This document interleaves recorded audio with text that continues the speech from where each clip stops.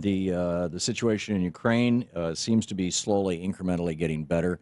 The situation you cannot say the same for the situation in the Middle East, in Israel and Palestine.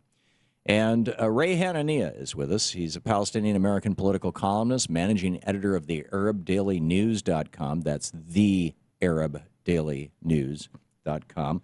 And Ray, welcome back. It's been a couple of years since you used to be kind of a regular on our show, and it's been a while. Yeah, I was doing a radio show in Chicago for a while, and we would kind of simulcast you at the same time. So, yeah. But we listen to you all the time. My show has kind of drifted off. Yeah. Well, it's great to have you back on, and thank you for joining us. You wrote two pieces for the Arab Daily News that and one was picked up by the Creator Syndicate or started there, that I would encourage people to check out. One is more serious and sober. I mean, they're both serious and sober, but one is more upsetting, shall we say. Right. Media twists facts to make Israel look good in conflict with Palestinians, in which you document how long before these 3 Israeli kids were kidnapped and killed, on a virtually daily basis, Israelis have been killing Palestinians. And then the other one, which I think is perhaps not a larger issue, but a more, an issue that Americans need to know also is, losing the PR war in Gaza too. You take on the old cliche, Arabs have a great cause but lousy lawyers. Israeli have a lousy cause but great lawyers. Right. Let me just give you an opportunity to riff on these. From your point of view, what is happening in the Middle East right now? Well, I mean, it comes down to this one fundamental fact, and part of it has to do with there's less sensitivity to the Palestinian side in the United States, more sensitivity to the Israeli side in the United States. The fact that Israel has been pounding the Palestinians regularly. There have been missile attacks from Israel into Gaza. There have been attacks from Israelis against Palestinians going on for months.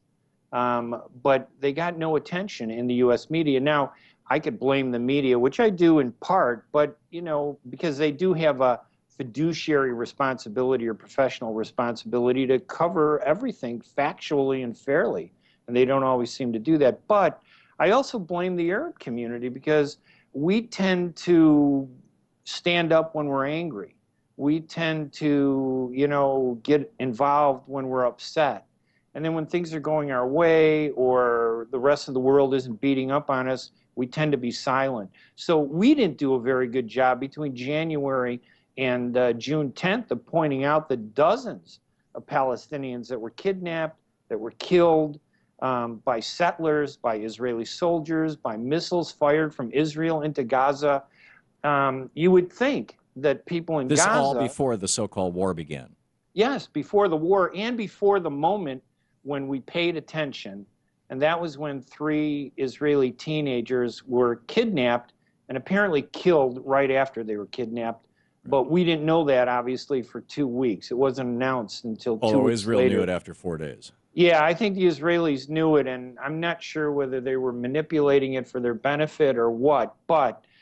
well, let's give them the benefit of the doubt. Maybe they were conducting a police investigation. Yeah. I mean, cops do that all the time. Listen, first of all, it made me sick when 3 teenagers, because everybody says they're Israeli teenagers. I look at them just as kids. Yeah. 3 kids kidnapped, killed, murdered. I mean, it's just disgusting.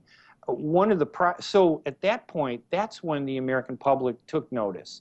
The Israeli PR machine, you got to give them a lot of credit, went into full gear, said, hey, this is the kind of stuff we deal with all the time. We need to respond to it, and they waited. Obviously, they didn't do anything, hoping that if they believed the kids were still alive, that they might be released. And once it became known that they were killed, the next day, 3 Israelis went out, grabbed a Palestinian kid whose cousin is an American, and burned him to death. They kidnapped this kid. He was a teenager, 16 years old, burned him to death. And then the next day, the Israeli police went to his cousin's house.